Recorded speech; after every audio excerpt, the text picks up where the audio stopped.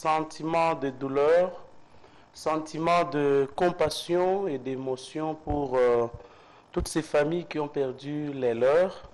Mes pensées vont particulièrement à toutes ces familles. Vous savez, lorsqu'on nous disait que le Jah meurt à Béni, il meurt à Rutshuru et ainsi de suite, je ne l'avais jamais senti dans ma chair.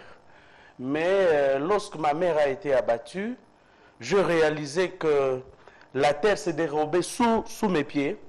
Et je suis en train de penser à ces colonels dont la fille était préparée pour devenir une religieuse, pour devenir une sœur, Mwanzaka Pangala, paix à son âme, qui va à l'église normalement et qui en sort. Et elle est dans le sein de l'église, elle n'a pas marché, mais qui rencontre une balle sur elle et qui meurt sur le champ. Vous savez, chers confrères, ça fait excessivement très mal. Les gens ont marché. Moi, je crois, c'est d'ailleurs ce que nous avons titré, et nous l'avions dit sur la RTNC dimanche. Malheureusement, le réalisateur de l'émission Grand Titre a coupé ça dans le montage de l'émission. Nous avons dit, vous savez, cette fois-ci, le régime de Kinshasa, Kabila avait été placé dans un piège et ils sont tombés réellement dans ce piège-là. Parce que dans chaque paroisse, il avait été convenu, j'avais prié le 31, j'avais communié dans une des paroisses catholiques. Alors, il était convenu... Par la force des choses? Par la force des choses. Non, moi, je ne suis pas catholique, je ne suis pas catholique. Alors, il était convenu qu'on marche sur 300 mètres. Mais le régime de Kinshasa a paniqué. La peur l'a pris. On devrait marcher sur 300 mètres. Notre-Dame de Sagesse devrait marcher sur 300 mètres. Et après quoi, vous vous agenouillez, vous priez et vous dispersez. Mais le régime va envoyer des gens pour gazer les gens à l'intérieur même de l'église, pour tirer à balles réelles à l'église, pour agresser, frapper les religieux, pour tabasser les prêtres, pour tabasser les religieuses, les sœurs. Non, c'était pénible. Et ils ont répété le même scénario le 21 janvier. Donc c'était pénible. Vous avez comptabilisé. Mon frère, les controverses autour du nombre qu'il y ait un mort, qu'il y en ait deux.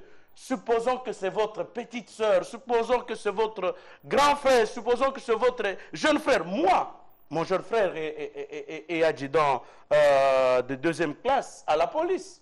Ils sont partis, les consignes qui leur ont été données. Il ne faut plus faire des balles de sommation parce que la population compte 1, 2, 3, 4, 5 balles dans le chargeur et conséquence, ils peuvent tomber sur vous et qu'on leur a donné les instructions de tirer à balles réelles parce que les Congolais, selon eux, ils ont peur du sang et quand ils vont voir le sang gire, ils vont fuir. Et c'est comme ça, ils demandent poliment aux jeunes gens, est-ce que vous pouvez partir? Et l'autre lui a donné un coup, son bras, si vous le regardez, il est totalement cassé. Il est totalement cassé. Et même là, au niveau de la police, là, on ne sait même pas le prendre en charge. C'est moi-même qui dois prendre en charge. Le frais de radiologie, le frais de ses soins. Là, au camp, il est venu avec sa femme. Qui va prendre en charge. Non, mais je vous dis que les policiers, vous avez vu le grand frère de John Lungi, là, qui était mort. On a remis combien de l'argent à sa famille? C'était 400 $. Donc, vous vous rendez compte, on est irresponsable. Et vis-à-vis des policiers et vis-à-vis des militaires, c'est là où j'encourage et j'encourage la conscience de certains militaires, de certains policiers qui, avant d'aller même jeter les cadavres, ils prennent soin de filmer les images et de les envoyer. Merci Joël Cadet. Alors, Mike Moukebaï, le fait que cette marche était interdite, cela peut-il... donc, peut-on comprendre l'attitude de la police par rapport à ça? Je commence par rendre un vibrant hommage à tous ceux qui sont morts. J'ai été très choqué, déjà choqué le 31 décembre et à nouveau choqué le dimanche dernier. Je rends un vibrant hommage à tous ceux qui sont morts, autant à tous ces millions de Congolais qui se sont mobilisés ces dimanches-là pour une cause juste, pour la liberté. Rien ne justifie qu'on ôte la vie à un être humain. Rien ne les justifie. Rien ne les justifie. Surtout pas, puisque des gens ont demandé à manifester, simplement manifester, désarmer à main nue. Rien ne justifie.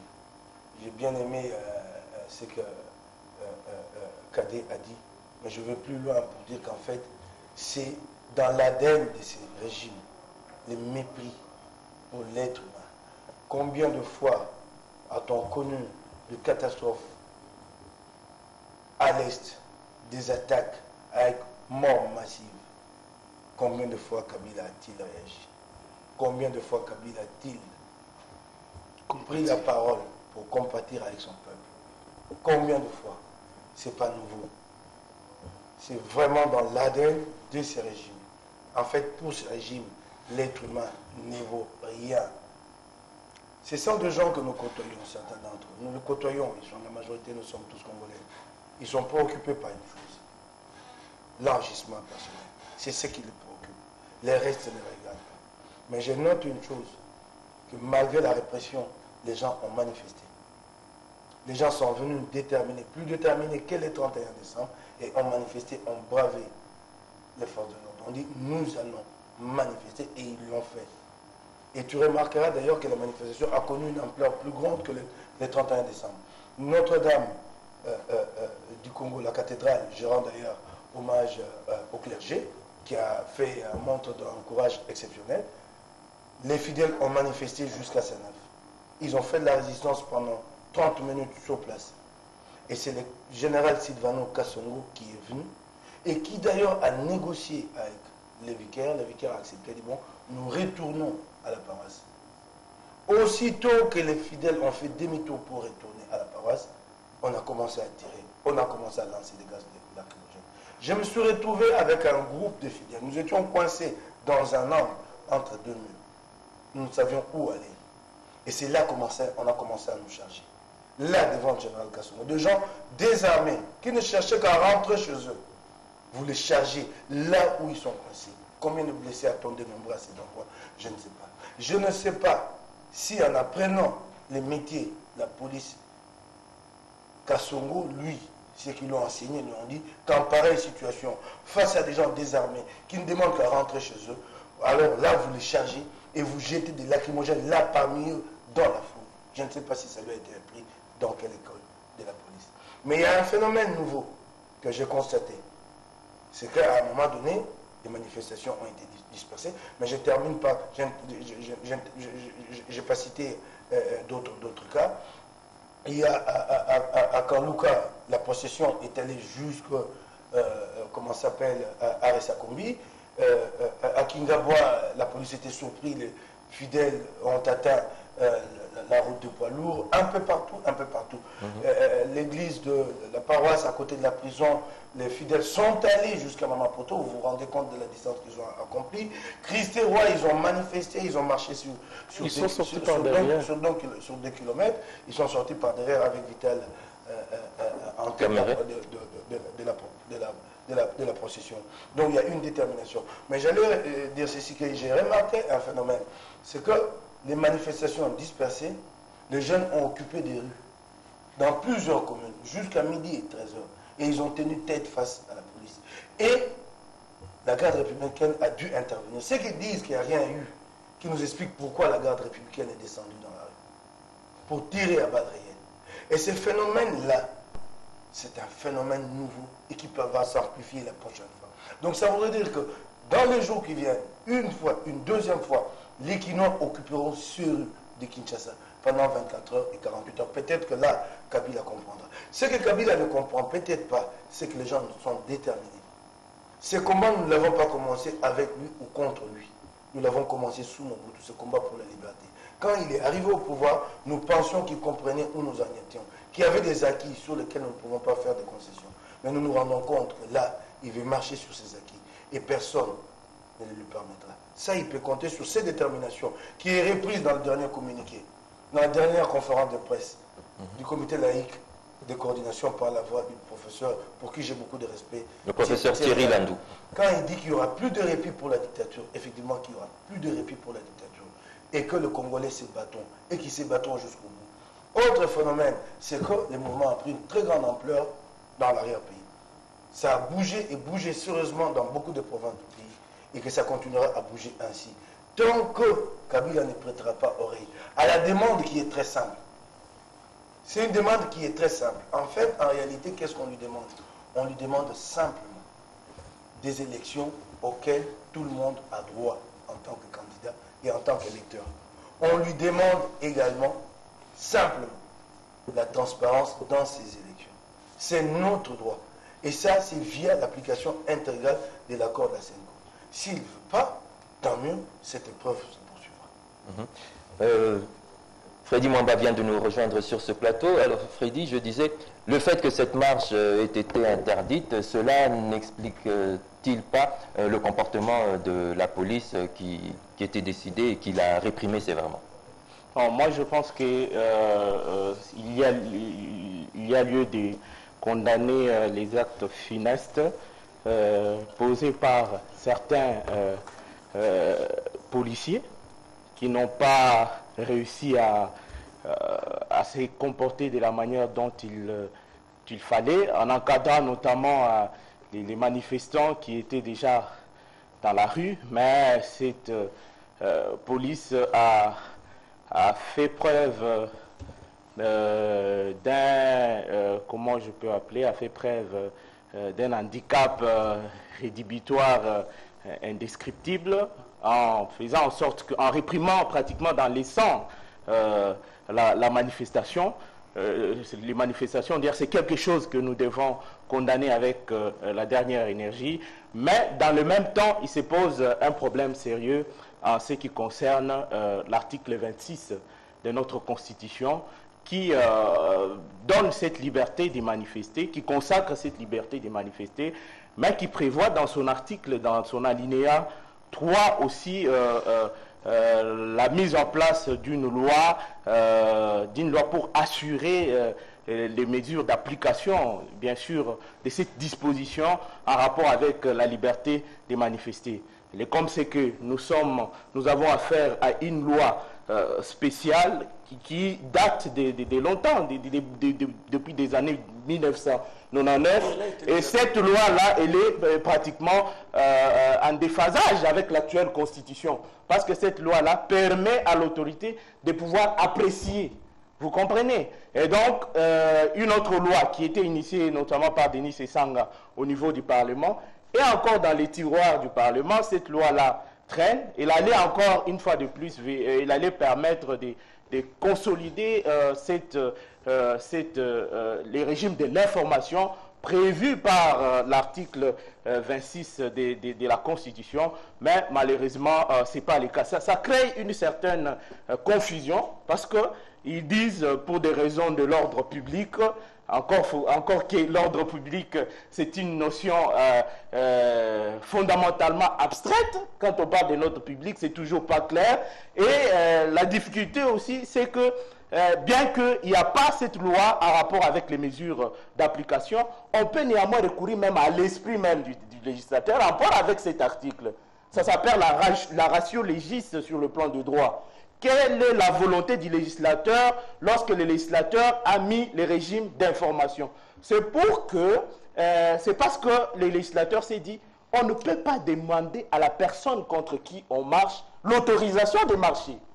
Voyez-vous? Et donc c'est pour bypasser en fait les velléités dictatoriales qui animent certaines autorités. Il faut qu'il y ait un itinéraire d'après l'hôtel de ville. Ça fait partie notamment des éléments qui doivent être inscrits dans la lettre, parce qu'il faut une lettre, écrire une lettre aux autorités où vous précisez tout cela. Et vous savez que les relations sont d'autant plus tendues que par moment, les organisateurs même de la marche ne savent pas entrer en contact avec l'autorité, parce qu'il se pourrait qu'il y a déjà un mandat d'arrêt qui court contre les organisateurs de la marche.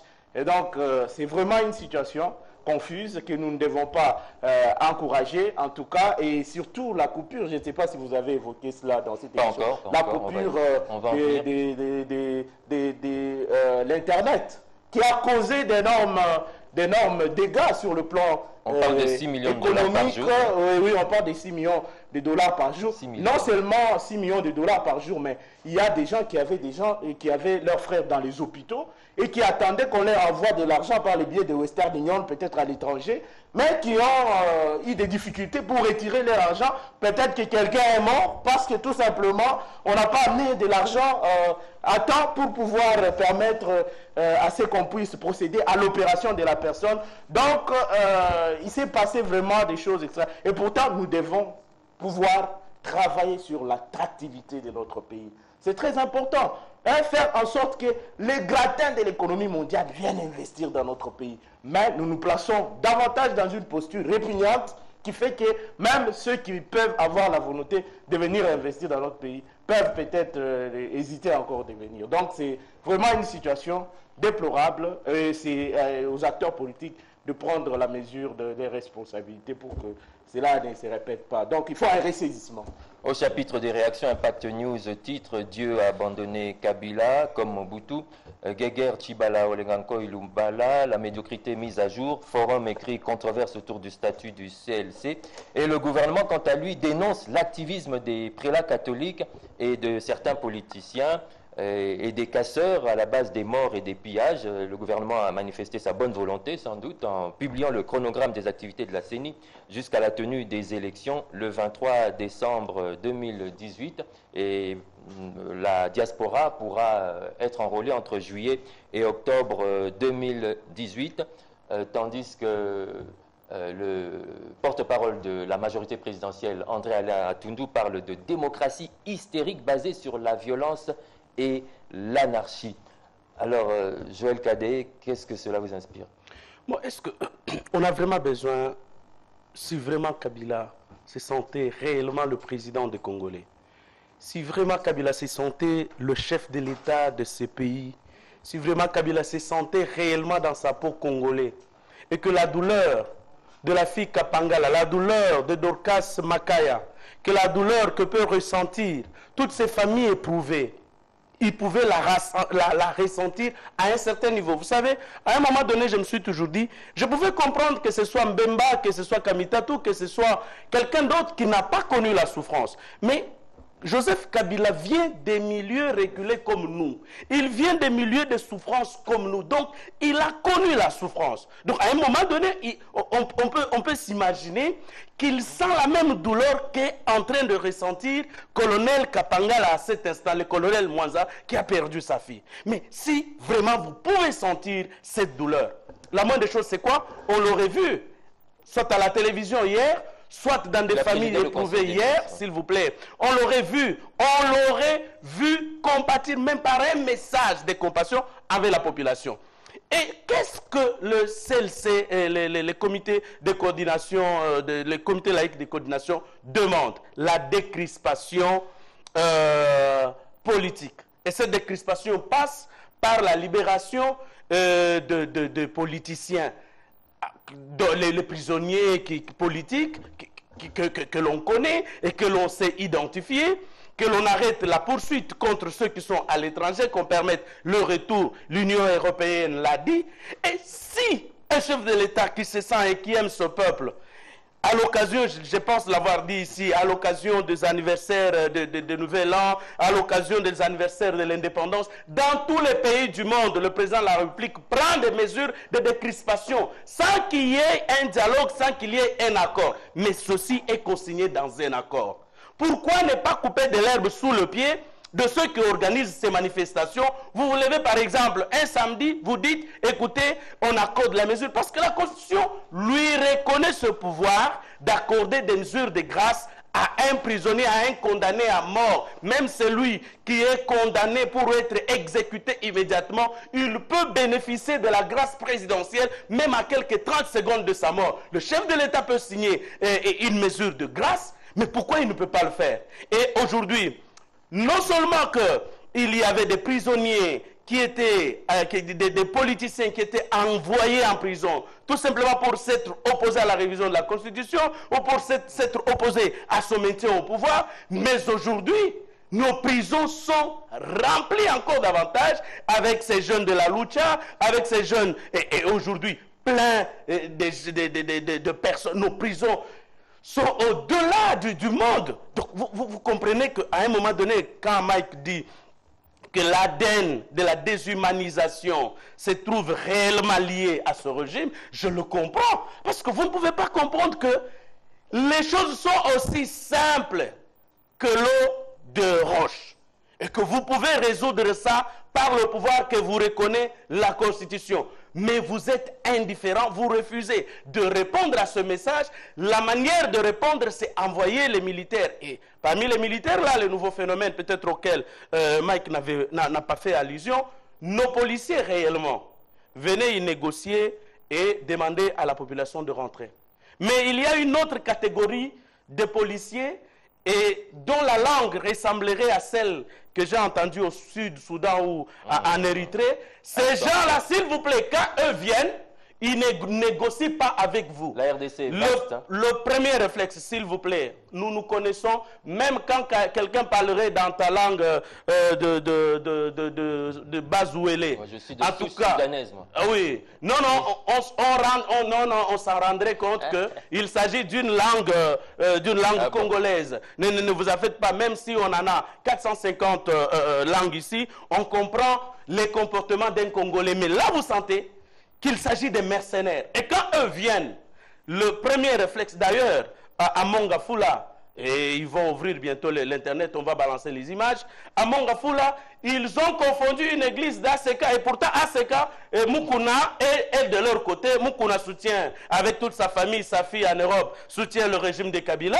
mais ils ont confondu, ils sont allés tabasser un pasteur d'une église de l'Aseka. Donc c'est justement pour vous dire que ce sont des gens qui ne maîtrisent pas les réalités de terrain. Peut-être qu'ils venaient d'un maquis. Non, c'est justement pour vous dire ceci, qu'il y a une insensibilité qui peut me faire croire à la thèse de l'occupation ou à la thèse de la néocolonisation de la République démocratique du Congo. C'est là où le combat devra aller non seulement au-delà de la lutte pour la liberté, mais de la lutte pour la libération de notre Congo, parce qu'on sent que les deux guerres qui se sont succédées, qu'on a eu à appeler des guerres de libération, n'en étaient pas une. Par conséquent, c'était des guerres d'occupation, des guerres d'agression, et les comportements de nos dirigeants le démontrent, et que ceux que l'on peut appeler comme collaborateurs se comportent en valet pour l'enrichissement de certains individus ou de certaines familles. Donc c'est là que nous en appelons vraiment. C'est le chef de l'État, c'est ça encore vraiment le père de cette nation,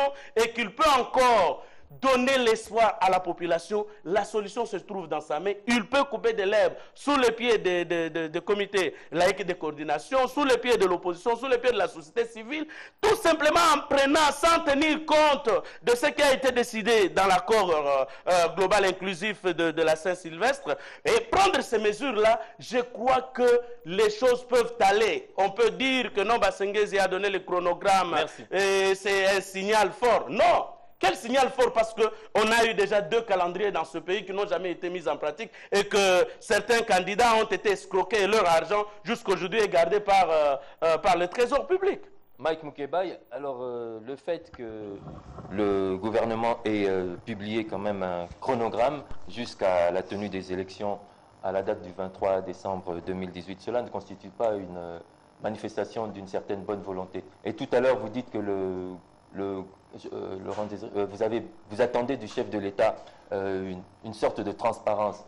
Mais pour le pouvoir, les manifestations du CLC s'apparentent à tout simplement un mot d'ordre: Kabila dégage. Une et deux choses pour compléter Joël Cadet et Freddy Mwamba. Quand Freddy constate que la loi jusqu'à ce jour n'a pas été adoptée, il dit bien, mais il ne dit pas si bien.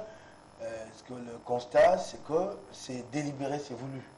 Vous ne pouvez pas, en tant que majorité au pouvoir, vous travailler pour une nouvelle constitution, laquelle constitution à l'époque est adoptée à une très large majorité, et par la suite, vous ne faites rien pour compléter cette architecture juridique avec les lois adaptées à cette nouvelle constitution.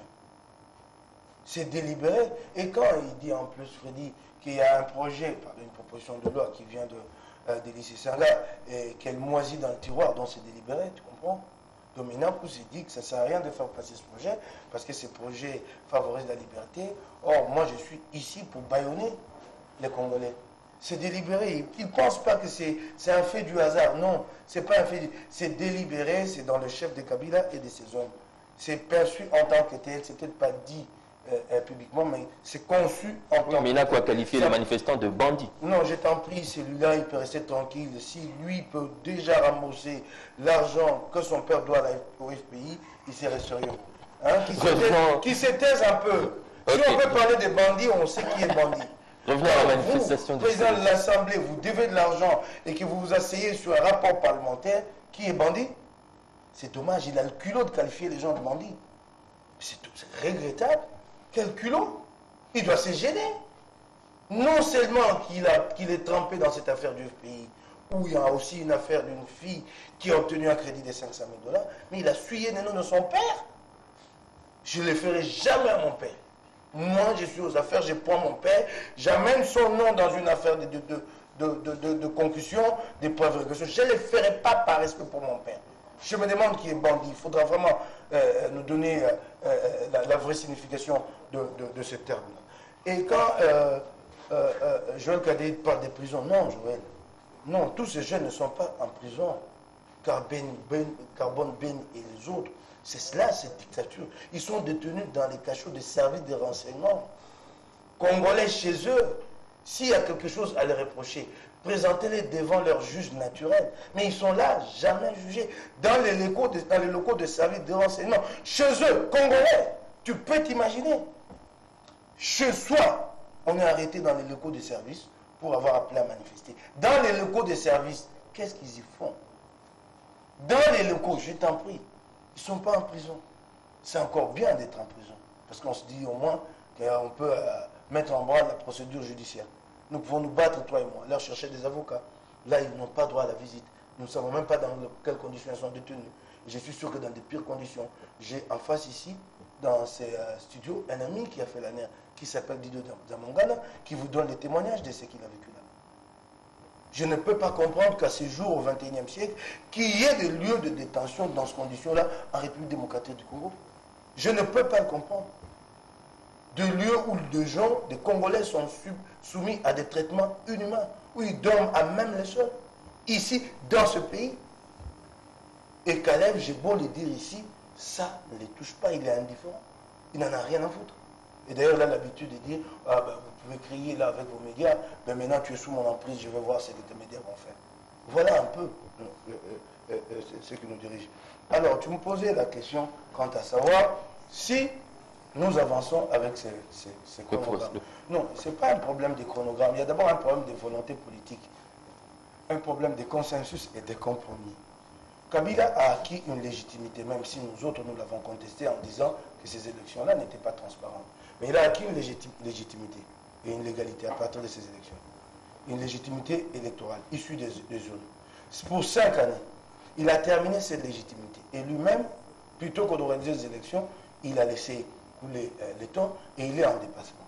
Nous sommes allés en négociation pour rechercher une légitimité consensuelle au niveau de la classe politique, quitte à apaiser les esprits et aller aux élections. Et lui, cette légitimité consensuelle que nous avons trouvée ensemble avec les évêques, lui l'a confisquée pour l'appliquer unilatéralement. C'est cela la crise. À partir du moment où Kabila, lui, veut être juge et parti, la crise s'aggrave. Il reprend la copie entre les mains des évêques et lui décide de l'appliquer.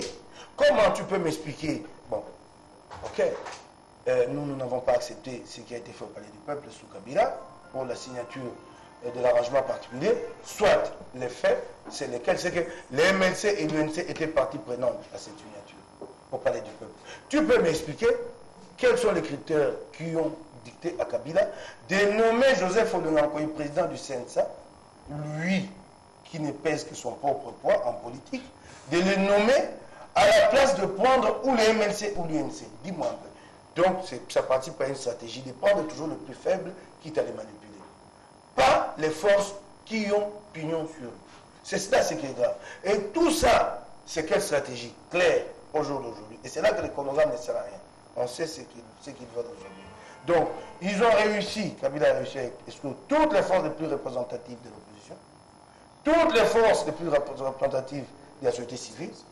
Côté opposition, UDPS dehors, MLC dehors, UNC dehors, G7 dehors, Moïse Katumbi dehors, Jean-Claude Mouyam dehors, tous, société civile, église catholique, disqualifiés. Et maintenant, il a son processus. Il n'y a personne pour faire le contrepoids. Alors, ils vont mener le processus. Nanga a déjà amené la machine à voler. La machine à voler va servir pour avoir une majorité au Parlement. La machine à voler va servir pour que le dauphin de Kabila passe. Et dans l'entretemps, Kabila contrôle les principaux instruments de l'État, armée, services, banque centrale. Et dans les mois qui viennent, le nouveau président vous dit « j'ai la légitimité pour convoquer un référendum ». Une nouvelle constitution. Et vous avez un nouvel ordre constitutionnel qui permet à Kabila de revenir aux affaires ad vitam aeternam. C'est cela. Nous connaissons le schéma. Alors le programme dont tu me parles ne sert à quoi? C'est à avaliser ces schémas. C'est cela le travail qui a été confié à nous. Vous ne pouvez pas, en temps de crise, là où nous recherchons la légitimité consensuelle, vous prélevez là, vous, du fait que vous êtes aux affaires, pour nous imposer votre point de vue. Ça ne passe pas et ça ne passera pas. C'est cela. Donc, ce chronogramme n'ajoute rien. Et encore, je vais te dire une chose. J'ai eu à le dire à Nanga, je le disais avec sourire, lors du dernier déjeuner de presse auquel j'avais été convié. Je lui disais que j'aimerais bien le voir amener des machines à l'étranger pour enrôler le Congolais. Je veux bien savoir, il va commencer où. Il sait que cet enrôlement-là ne se fera pas, notamment dans le capital occidental. Que lui et ses machines se retrouveront dans des conditions. Moi, je ne vais pas pousser les gens à la violence. Mais il sait qu'il ne peut pas mettre les pieds avec ses machines à Bruxelles ou à Paris pour enrôler le Congo. Il le sait. Pourquoi il s'amuse à ces jeux-là? Donc, en fait, tout cela participe à cette stratégie. Au jour d'aujourd'hui, Kabila a compris qu'aller de front, la communauté internationale ne lui permettra pas. Il cherche le contournement.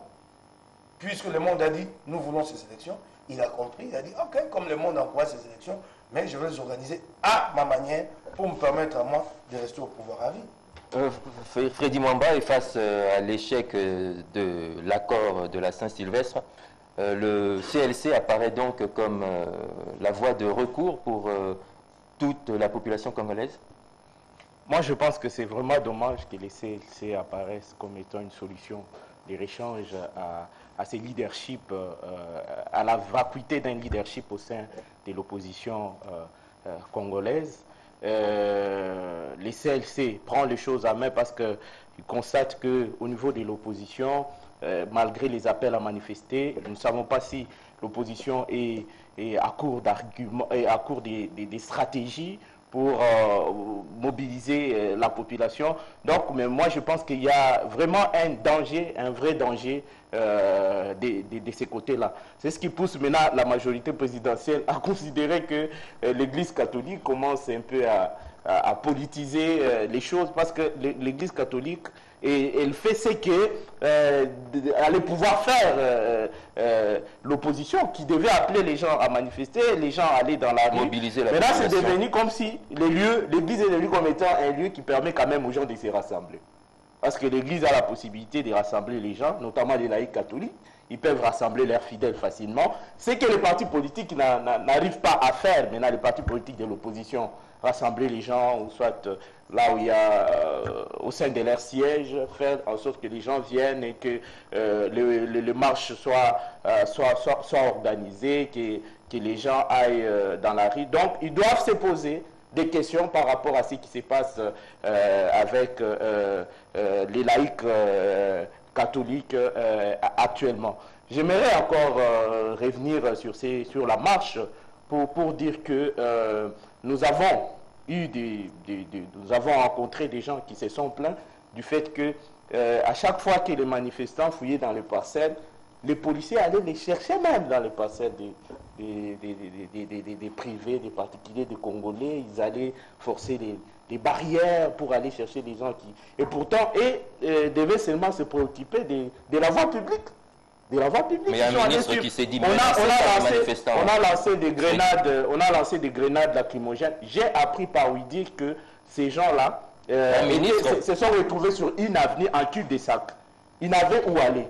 Alors ils étaient obligés de sauter dans dans les clôtures qui étaient à côté, dans les parcelles qui étaient à côté, escalader les murs, sans savoir exactement où ils partaient. Parcelles de cabane. Sans savoir exactement où ils partaient, c'est où. C'est comme ça qu'ils se sont retrouvés dans, non seulement dans la parcelle de cabane, il y a un pasteur de la Borne qui habite aussi dans le coin. Il y a des gens qui sont entrés aussi dans la parcelle. Mais le ministre s'est senti menacé par... Bon, évidemment, vous voyez, le ministre, il est là, il est au pouvoir, il sait qu'il y a une manifestation contre le pouvoir. Peut-être qu'il a cru que ces gens qui sont entrés dans sa parcelle, qui ont escaladé les murs, sont venus le menacer. Vous voyez, donc, il y a un peu une confusion. Il y a eu quand même une confusion de ces points de vue-là. Le ministre avait peur. Il s'est dit, on est venu me menacer. Et ceux qui ont fui aussi fouiller la répression dans la rue, ils ont escaladé les murs, ils se sont retrouvés aussi dans la parcelle du ministre. C'est comme ça que les choses se sont passées. Il y a eu des grenades lacrymogènes qui ont été lancées dans une maternité de la paroisse Saint-Sacrement du côté des Bisadevaux. Vous comprenez, donc des enfants, des bébés ont suffoqué. À la suite de ces lancements. Et la CAJ entend porter plainte auprès de la CPI pour crime contre l'humanité. Bon, encore faudra-t-il que cette Cour pénale internationale puisse aller jusqu'au bout, parce que vous avez suivi la communauté internationale. La communauté internationale a, bien entendu, condamné la francophonie, notamment les Nations Unies qui en appellent aux enquêtes crédibles, mais qui soutiennent, cette même communauté internationale soutient aussi le calendrier électoral. C'est ça le problème. La communauté internationale soutient le calendrier électoral et l'opposition maintenant va faire comme... Est-ce que l'opposition est en train de se préparer à ces élections? Parce qu'en tout cas, moi, je n'ai jamais vu la communauté internationale rejeter une élection, quelle qu'en soit la manière dont cette élection s'est déroulée. Il y a beaucoup d'exemples, on peut vous en donner toute une myriade. Une élection peut être, des élections peuvent être mauvaises, mais à partir du moment où ce sont des élections, tant que l'irrégularité n'influence pas le résultat final, les élections là, c'est pourquoi l'opposition aussi ne doit pas s'engourdir, elle ne doit pas dormir. Il faut qu'elle fasse de son mieux pour se lancer toujours dans ces processus, pour ne pas être surpris in fine. Joël Cadec, que pensez-vous de l'attitude de la communauté internationale, des réactions des Nations Unies, de l'OIF, qui en appellent à une enquête pour déterminer les auteurs des crimes? Non, peut-être c'est lorsqu'il s'agit de l'Afrique centrale, hein, très chers confrères, par rapport aux élections non acceptées. Il n'y a pas longtemps, l'année passée, Yahya Jammeh est parti parce qu'il y a une communauté des États de l'Afrique de l'Ouest qui s'est imposée et qui a dit que les élections n'étaient pas conformes. Et vous vous rappellerez du cas de Laurent Gbagbo. Bon, bien sûr, là, il faut sentir qu'il y a une main de l'Occident également derrière, qui n'est pas pour un ou un autre candidat. Et c'est un peu dans l'Afrique centrale avec des gens comme les Nkurunziza, avec les Imbonerakure, que on a senti que, et même en République démocratique du Congo, vous sentez, l'eurodéputé Chappers l'a dit lors de la plénière du Conseil de l'Union européenne la semaine passée. Il a dit les problèmes dont souffre la République démocratique du Congo, c'est sa richesse. Et une richesse d'ailleurs qui ne profite pas à la population, mais qui fait en sorte que les pays étrangers, notamment les pays limitrophes auxquels le révérend Ekofo s'est adressé, cherchent pratiquement à occuper, à le couper. Et il faut accepter qu'il n'y a pas d'État, chez nous.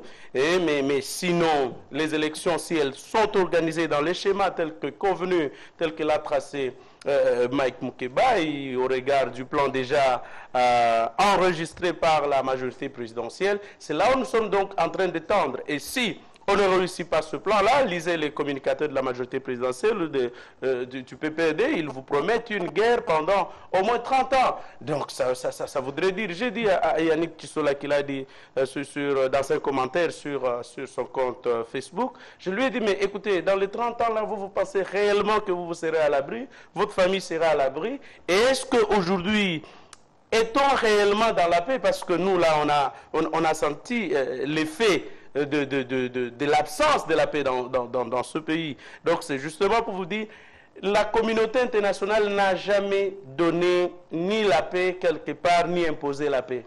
Il appartient à la population congolaise de comprendre que nous sommes dirigés par des gens qui n'ont ni cœur de Satan, ni cœur des hommes, qui n'ont ni cœur d'ange, mais qui semblent être des monstres, qui semblent être pratiquement des monstres marins. Alors, à la tête du pays, ils ne sentent rien d'humain, à tel point que ce qui nous arrive, ça ne les concerne pas, ils peuvent dépenser. Vous avez vu combien d'argent a été dépensé? Nous l'avons dit, que Dieu a abandonné Joseph Kabila. Vous avez vu combien d'argent ils ont dépensé pour les lobbying en Europe, aux États-Unis d'Amérique, et ça a même été reconnu par le ministre de la Communication et Médias.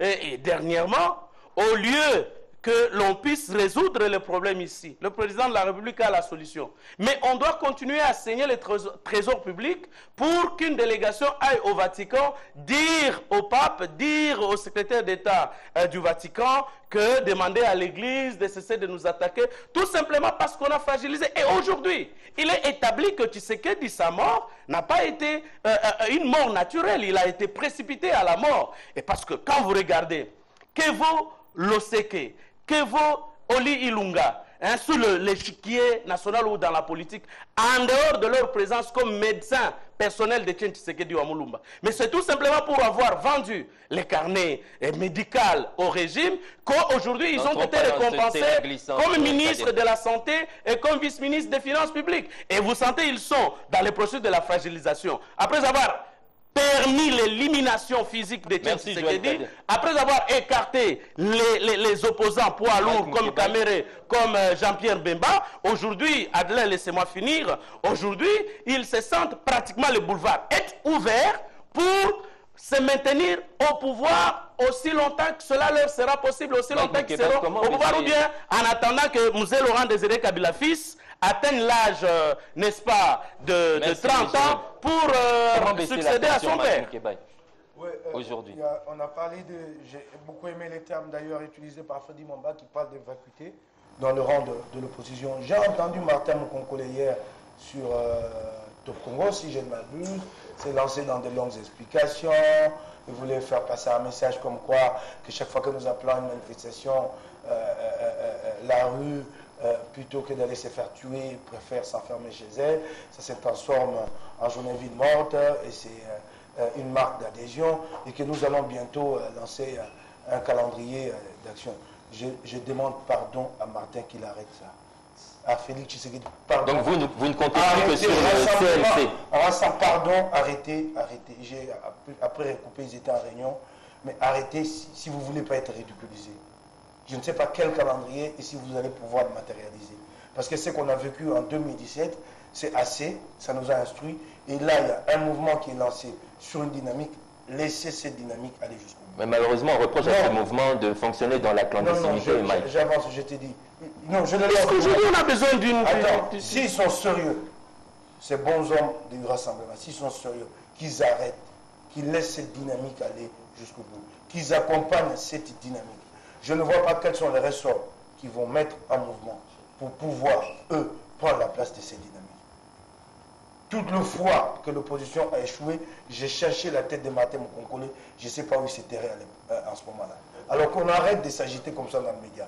C'est très sérieux ce que nous faisons et il y va de la vie de nos enfants, de notre avenir et la dynamique est là, soutenons cette... Peut-on s'attendre à un dialogue entre le CLC et le pouvoir en place? Cette opposition, si elle est décrédibilisée, mais parce qu'elle-même, elle n'a jamais eu une ligne claire dans son comportement. Regarde-moi, non, j'avance. Regarde-moi, le toit principal fort de l'opposition. Chacune d'entre elles s'est fait rouler par Kabila à un moment ou à un autre.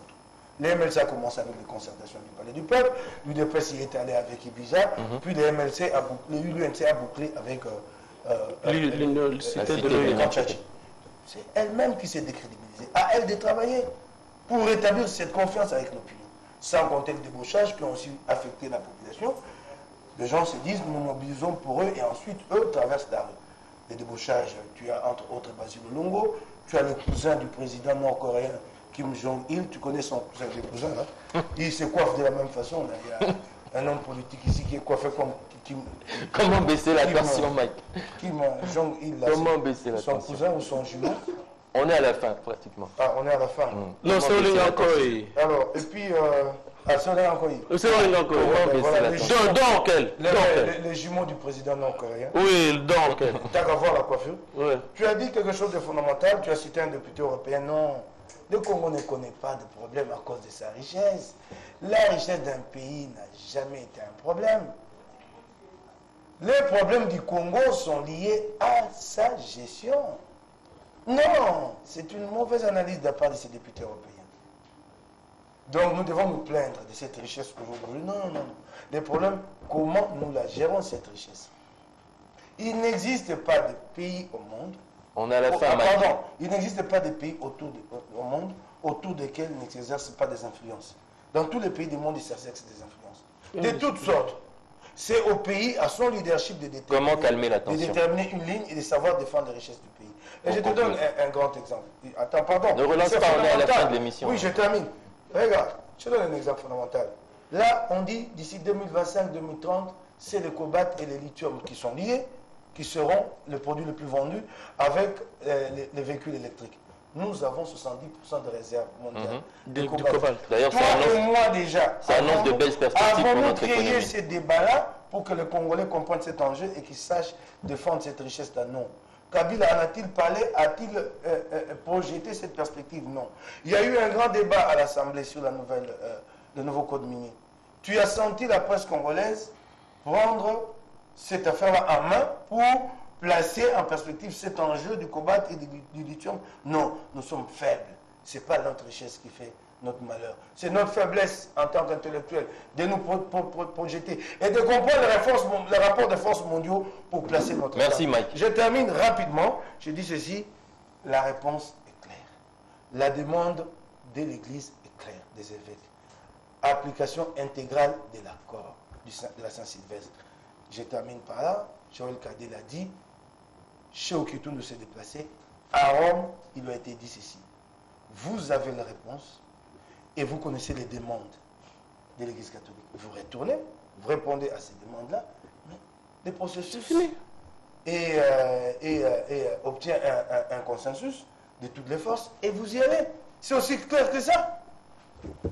Merci. Freddy Mwamba, vous avez une conclusion? J'ai une conclusion parce que Mike comment baisser la tension? Mike Mukiba a semblé m'étendre la perche en parlant de la gestion de nos minéraux. Je suis en train de me poser la question de savoir, est-ce que les Congolais ne sont pas lassés d'être dérisonnés par les voisins? Parce que vraiment, notre pays regorge des gigantesques ressources naturelles. Mais pourquoi nous continuons à végéter dans la misère? C'est nous qui sommes à la base de notre problème. C'est nous-mêmes les Congolais. C'est nous-mêmes les Congolais. Parce que si, par rapport à l'issue de cette crise, c'est au fait que toutes les parties se ressaisissent et que dans l'accomplissement ou bien dans l'application de l'accord, que cette application ne puisse pas donner...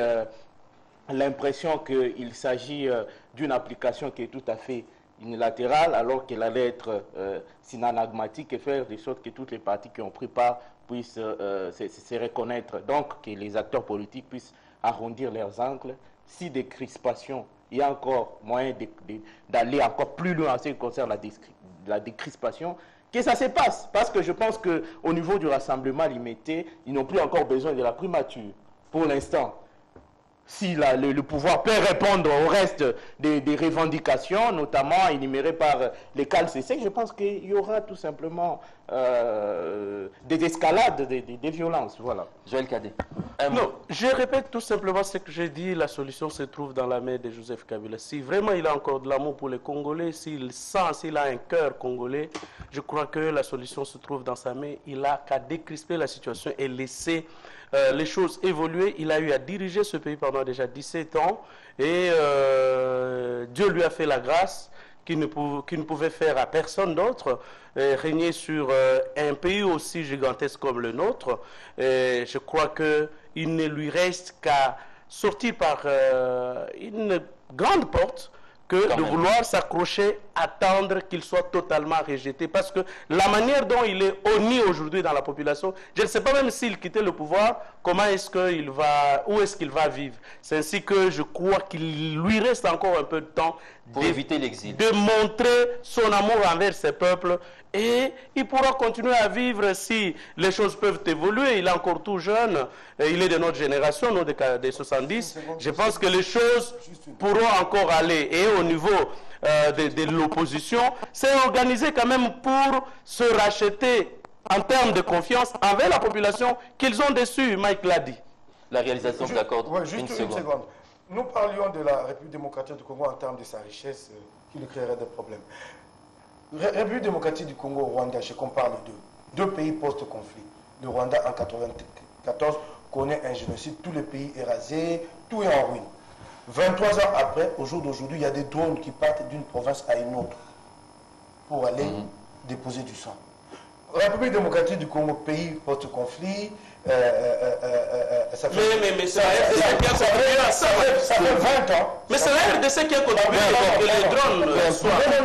Non, attends, je termine. C'est un problème de gouvernance. C'est une très mauvaise approche que de penser que ce que le Rwanda fait, il le fait grâce à la richesse du Congo. Je trouve ces gens-là... Dans beaucoup de cas. Pardon, je trouve génial... C'est un autre cas. Pardon, je termine rapidement. À ce moment-là, nous sommes pour nous les Congolais. Pardon. Nous sommes pour nous les Congolais, pas les bien Je prisés. termine rapidement. C'est ça le problème. J'allais dire, nous, pays post-conflit, ça fait 20 ans, stagnation totale. Mais je t'ai dit, si le Rwanda, j'accepte cette thèse, je la partage, que le Rwanda a pillé les richesses du Congo, je me rends compte qu'eux au moins ont su investir les centièmes ou les millièmes de ce qu'ils ont pris ici. Et que nous, depuis tout ce temps, depuis 57 ans, nous avons la totalité. Merci. Non, ce sont les individus qui sont devenus des milliardaires. Je ne saurais terminer Et qui ont beaucoup cette investi émission dans les paradis sans fiscaux. faire une mention Ça, c'est connu de spéciale tous. aux fidèles catholiques des paroisses Notre-Dame d'Afrique, Saint-Augustin et Saint-Benoît de la commune de Lemba. Au nom de la réalisation, au nom de Brandon Milalou, nous vous disons merci de nous avoir suivis et bonne suite des programmes en compagnie de la télé démocratique.